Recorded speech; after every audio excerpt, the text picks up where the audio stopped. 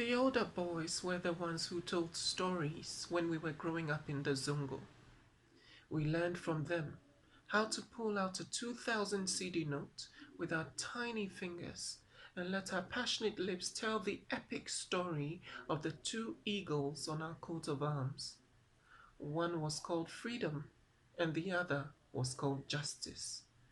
We'd often repeated what they told, how they told them, with widened eyes, so vigorous and rigorous, as if we'd been there when the late Jerry John Rawlings flew his aeroplane under the Adome Bridge and tried to outfly freedom.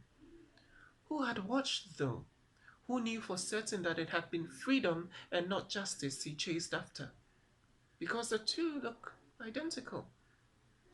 Either these questions never crossed our minds, or they were too heavy to let out from our timid lips, even foster them as a glint in our enchanted eyes. Children crack snails, not tortoise shells. And these boys had been asked before, and when they were, I'm sure they couldn't ask questions to their older boys like we couldn't them.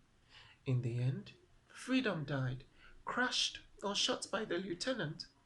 We swore justice was still alive, however, sitting in Kwame Nkrumah's mausoleum. If this were true, JJ wouldn't be here to corroborate it anyway. So here I am, with my adult fingers, picking the grains of truth from the folktale of the older boys who don't really own this tale. JJ, as affectionately called, was indeed a formidable pilot, as I am a storyteller.